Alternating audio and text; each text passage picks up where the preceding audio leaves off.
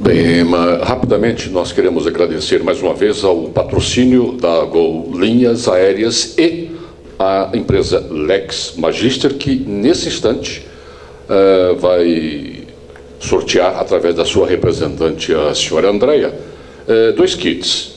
Esses kits é o seguinte: bloco de anotações, canetas, por sinal muito bonitinha, um mini código da CLT, catálogo de produtos. E também tem uma informação aqui de quem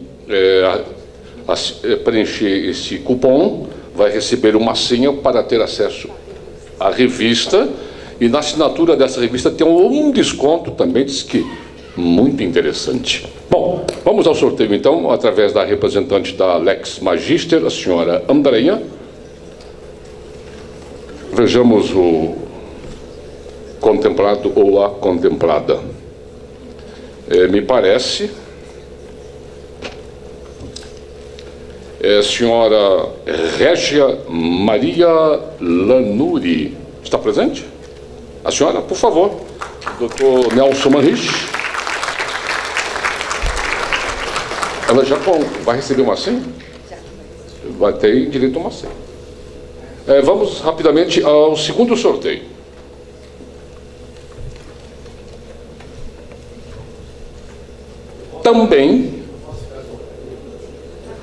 Também uma contemplada. É a senhora, ou senhorita, ou, como queira, a jovem, Natália Biondi Gaddini. É isso? Então, por favor. E nós queremos, a organização do evento, mais uma vez, agradece carinhosamente a presença e a participação aqui da Lex Magister, oferecendo esses brindes através de sorteio aos participantes deste colóquio. E a Gol Linhas Aéreas, também em nome da organização do evento, o nosso muito obrigado.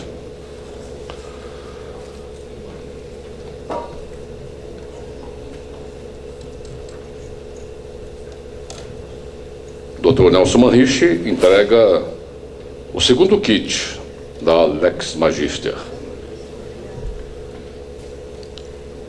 Bem, senhoras e senhores, neste momento se desfaz a mesa de abertura do Congresso para que seja composta a mesa do painel do dia, que vai abordar o tema a nova legislação do trabalhador doméstico e seus impactos jurídicos e econômicos. Nós convidamos para presidir essa nova mesa o acadêmico Valdir Florindo, diretor-secretário da Academia Nacional de Direito do Trabalho e membro da comissão organizadora desse colóquio.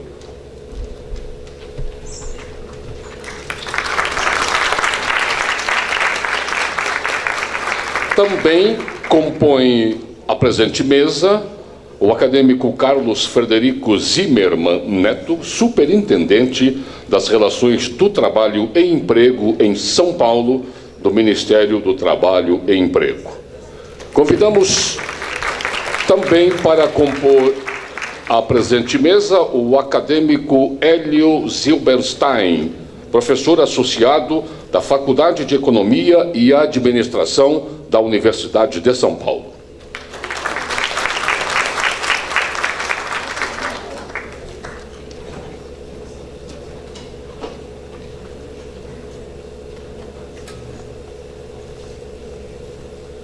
Com a palavra, senhoras e senhores, o acadêmico Valdir Florindo. Muito bom dia a todos. A mim ficou esta honrosa incumbência de coordenar este painel, e que vai tratar de um assunto importante, mas, sobretudo, oportuno. Os impactos desta nova legislação, impactos em todos os sentidos. Essa proposta avança no Senado Federal. Já foi votado em primeiro turno, está marcado o segundo turno para a próxima semana, e, portanto, não precisa ser nenhum profeta para antever o que vai acontecer. Nós já sabemos que será a votação, indicativo do primeiro turno. O quórum é qualificadíssimo, mas a gente observa que a votação foi expressiva em primeiro turno, já na segunda casa do Congresso. De modo que é uma realidade já, essa nova legislação. Me refiro ao sistema constitucional brasileiro, né? A nossa Constituição Federal, que sofre a primeira mudança. Isso nos revela que nós vamos ter que aprender também até a negociar. Porque eu fico imaginando a empregada que dorme, por exemplo, na residência. Qual o horário da empregada, por exemplo, que trabalha numa residência onde são feirantes? Os patrões são feirantes. Qual o horário do trabalho dela? Que hora que ela faz o café? Como é que fica ao longo do dia? Ela dorme à noite? Quer dizer, nós vamos ter que aprender até a negociar. E negociar não vai ter que ficar na mão de todos, não, porque senão também vira uma bagunça. É preciso, talvez, centralizar. Ou seja, talvez seja necessário fazer um curso de negociação também, para tentar equacionar isso. Então o assunto realmente desperta a atenção de todos. E por essa razão, nós temos aqui este painel que trata da nova legislação do trabalhador doméstico e seus impactos jurídicos e econômicos. E para tratar do assunto, dois grandes conhecedores, professor acadêmico Carlos Frederico Zimmermann Neto, superintendente das Relações de Trabalho e Emprego em São Paulo, do Ministério do Trabalho e Emprego, e também professor acadêmico Hélio Zubstein, professor associado da Faculdade de Economia e Administração da USP.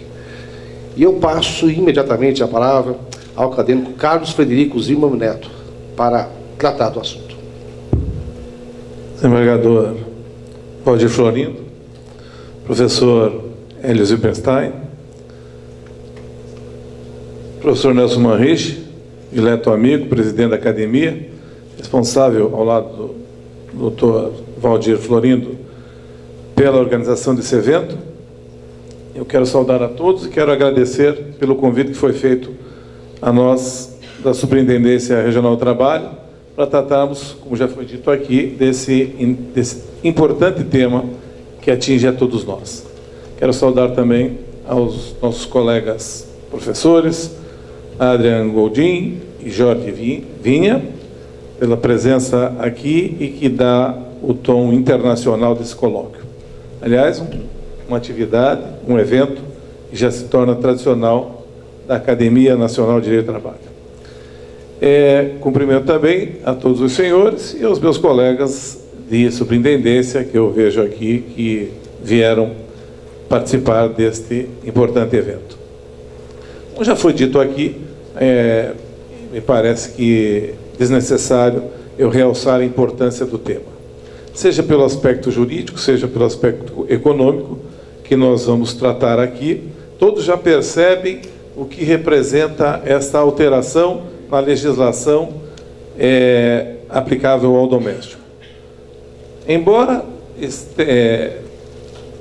alguns setores ainda estranhem esta legislação, a novidade da legislação, na verdade, para quem já tem um certo trabalho, para quem estuda as relações de trabalho, não é uma novidade chegarmos a este ponto. Desde 1972, com a Lei 5.859, nós já temos aí um arcabouço de direitos ao trabalho doméstico.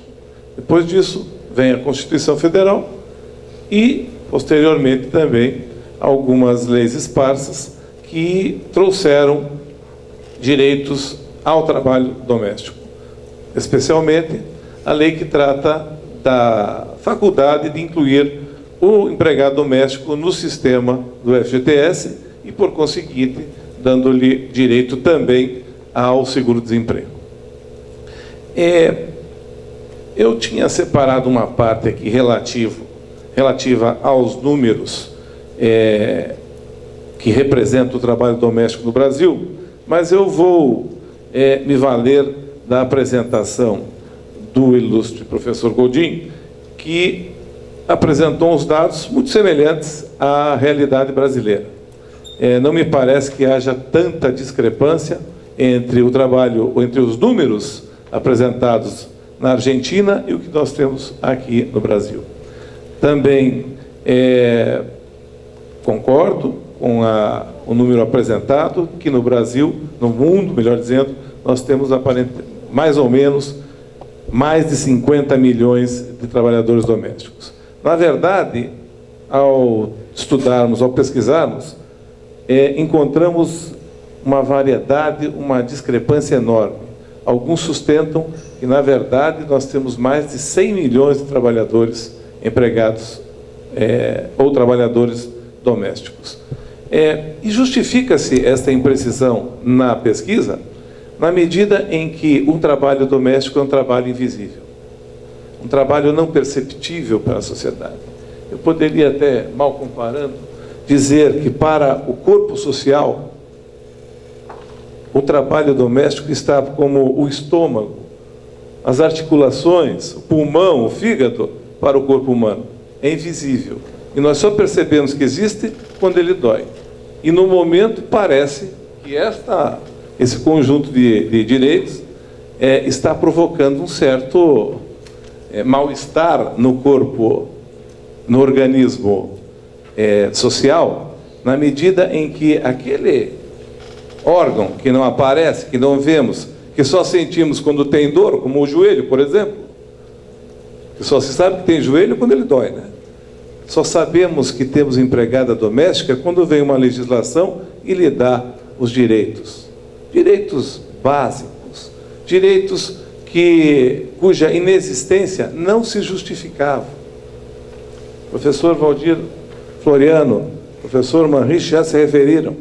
Não há justificativa para que tenhamos um grupo de trabalhadores desprotegidos pela legislação. E a ironia está que este grupo de trabalhadores talvez seja mais importante, mais de confiança do que qualquer outro trabalhador com o qual nós nos relacionamos. Afinal de contas, goza da nossa intimidade, goza das nossas confidências, conhece a nossa rotina de trabalho, para falar num tema atual nos grandes centros, que é a violência. Não se justifica esta pessoa ser aquela com menos direitos. Parece-me que deveria ser o contrário, deveria ter mais direitos, gozar de mais benefícios. Mas essa não é a realidade. E aí, para corrigir, tem que vir a lei. E eu me alinho àqueles que defendem esta alteração na legislação. Não se justifica esse trabalho. É bem verdade que, se existem excessos com relação ao tratamento dado à doméstica, ou ao doméstico, também nós conhecemos a força que regula o mercado. Hoje em dia há uma falta de mão de obra do trabalho doméstico. Há uma melhor qualificação do trabalhador. E quando falamos em trabalho doméstico, normalmente nos referimos à empregada doméstica, porque, conforme vimos, as pesquisas, os números apresentados, realmente compõem um grande contingente. Na verdade, mais de 90% do trabalho doméstico é exercido pela mulher. Aliás, trago também a reflexão dos senhores, e antes de ingressar propriamente no tema relativo à PEC do doméstico, uma reflexão que outro dia eu encontrei, trazendo uma visão marxista a respeito do valor do trabalho doméstico. O trabalho doméstico serviria ao capitalismo na medida em que permite que a mulher, outra mulher, possa contratar com direitos reduzidos outra pessoa para fazer o seu serviço, de tal modo que esta mesma mulher possa ingressar no mercado de trabalho. Sabemos que é outra realidade cultural e que a lei pretende corrigir com certa dificuldade, que é a discriminação relativa ao salário da mulher. Comparativamente, ainda persiste uma diferença. A mulher, não obstante a sua qualificação, ou melhor, não obstante a sua melhor qualificação, porque se sabe que a mulher também tem mais tempo de estudo, demora para se lançar no mercado de trabalho. O homem não, o jovem não. Prefere ir ao trabalho do que ao estudo. E isso provoca o quê? Uma qualificação das mulheres. Aliás, nós verificamos isso em todas as atividades. Eu lá na superintendência tenho a satisfação de ter várias mulheres como chefes, líderes de divisão. A Justiça do Trabalho me parece que já está com 52%, 53% dos magistrados já do sexo feminino. E assim ocorre com todas as demais categorias. Mas o fato é que, voltando a essa análise dita marxista, ao ingressar no mercado de trabalho e ao receber um salário menor do que o homem, a mulher estaria contribuindo para a regulação do salário. Na medida em que o homem, ao perceber a sombra que a mulher está fazendo com a sua capacidade, também aceita a limitação do seu salário. Então, só uma reflexão, me parece que há uma certa lógica nisso, mas, de qualquer forma, isto está por acabar. Embora tenhamos que concordar com o conferencista que nos antecedeu. A questão maior será a efetividade desses direitos. E aí já me adianto, dizendo na parte que mais nos toca hoje, que é a fiscalização do trabalho. A fiscalização do trabalho, relativamente ao trabalho doméstico, é reativa. O auditor do trabalho não tem o poder de ingressar na residência das pessoas. Então só vai atuar mediante denúncia. E ainda em decorrência da denúncia, poderá encaminhar uma notificação pedindo para que o empregador compareça. Se esse é o resumo do que faz um auditor fiscal neste contexto, nós também devemos lembrar que muitos desses auditores fiscais que chamam o empregador também conseguem muito sucesso na negociação, como foi dito pelo Dr. Florindo. Questões de registro de emprego, assinatura de carteira, pagamento de salário, pagamento de algumas verbas, isso a superintendência, por meio dos seus auditores, tem conseguido. Isso já de muito tempo, não é coisa nova. Parece-me que agora teremos mais o implemento desta atividade na superintendência. Como a fiscalização não tem condições de atuar, infelizmente, vai sobrar para a Justiça do Trabalho tentar resolver. Mas a Justiça do Trabalho também tem as suas limitações, seja pela quantidade dos processos, seja pelo próprio sistema. O presidente do Tribunal Superior do Trabalho, o então presidente do Tribunal Superior do Trabalho, informou que de cada 100 reclamações trabalhistas, só 30 chegam ao final. Só em 30% dos casos é que o empregado recebe as suas verbas. Talvez também seja esse o destino dos trabalhadores domésticos. Bom, mas numa primeira análise eu queria registrar, embora a qualidade da plateia já saiba disso. Nós vamos tratar aqui do emprego doméstico, nós vamos tratar do empregado doméstico, na medida em que esses direitos se destinam àquele empregado e não a todo trabalhador doméstico. Lembramos aquela máxima: todo empregado é um trabalhador, mas todo trabalhador não é um empregado. Pode não ser empregado.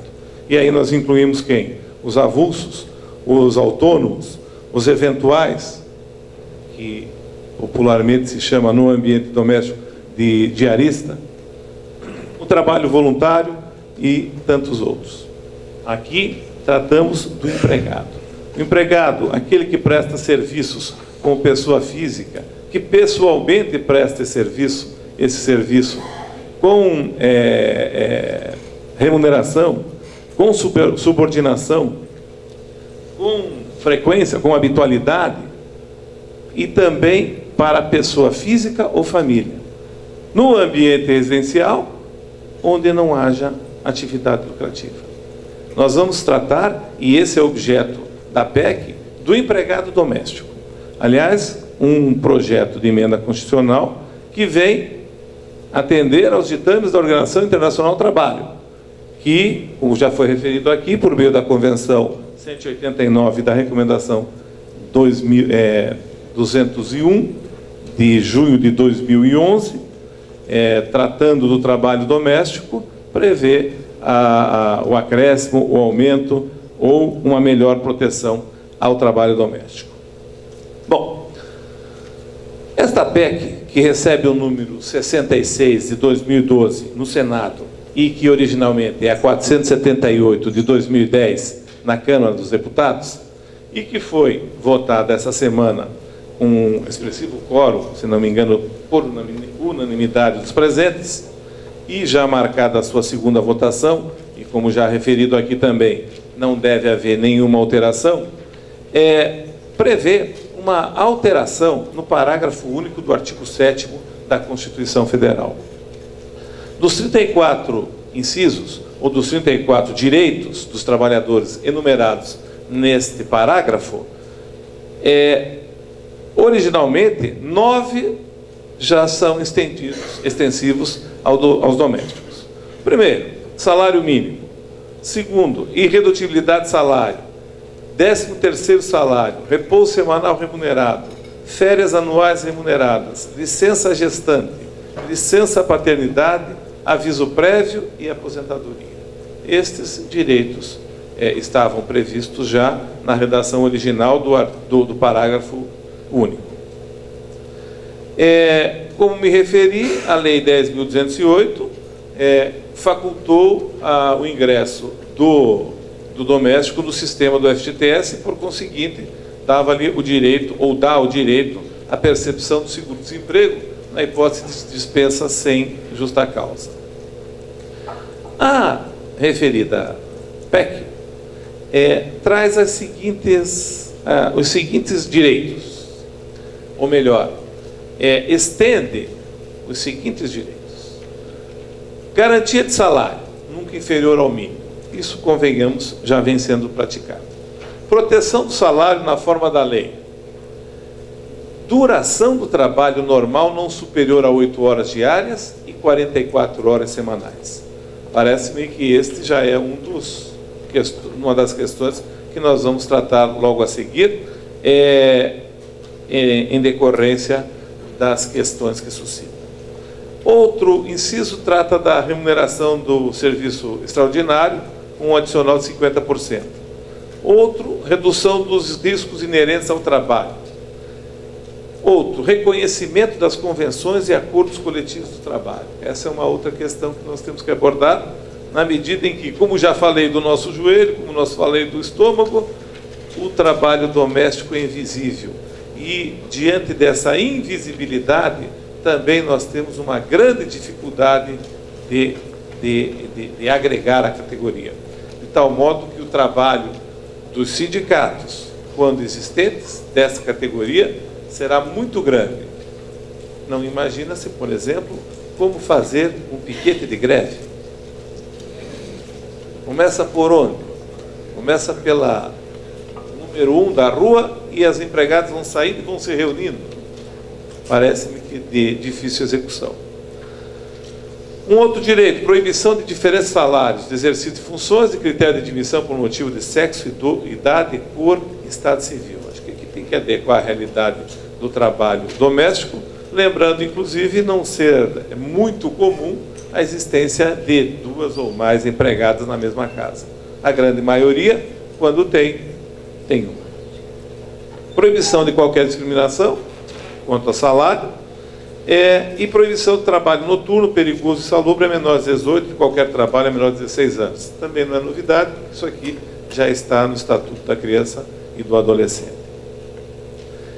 Traz na sua redação também outros direitos previstos em outros incisos, mas que, se me permitem, eu vou ler.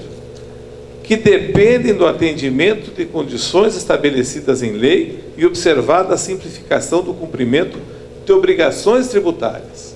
Então, me parece que, não obstante eu ter encontrado várias opiniões contrárias, os direitos que nós vamos ler agora, discorrer sobre eles, não podem ser aplicados. Dependem imediatamente, dependem de uma regulamentação.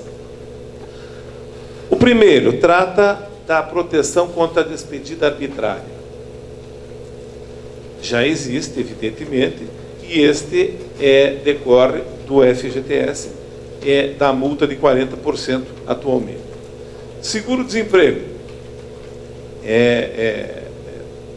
já decorre, já existe, evidentemente, nós sabemos, mas também decorre de adequação da legislação, da operacionalização disso. Aliás, o que ocorre também com o Fundo de Garantia do Tempo de Serviço. Eu não sei se os senhores sabem qual é a burocracia para nós conseguirmos registrar ou inscrever o empregado no sistema do FGTS. Dependemos de conectividade social, dependemos de preenchimento de várias guias, dependemos de inscrição à Caixa Econômica, dependemos de vários atos que, na verdade, quem deve fazer isso é o contador. E nós sabemos que o empregador doméstico não tem contador. Dificilmente tem um contador. Aliás, vamos agregar mais essa despesa a esse tipo de trabalho? Então, me parece que nós, do Ministério do Trabalho, nós, da Superintendência, nós deveremos regulamentar a questão desta atividade. Talvez até produzindo aí, talvez até criando prazos para o cumprimento da regulamentação desses direitos. Não me parece possível que o empregador doméstico consiga fazer o pagamento, o recolhimento do FGTS. Podemos utilizar, quem sabe, como ideia, como base, o carnê do INSS, criar alguma coisa parecida nesse sentido, de tal modo que o empregador possa recolher por meio do carnê. Se for tratado como empregador comum, nós teremos grandes problemas. Ficamos aqui também com salário mínimo, dependendo da regulamentação, salário família, remuneração do trabalho noturno, assistência gratuita a filhos dependentes desde o nascimento até 5 anos. Me parece que isso aqui é obrigação do Estado.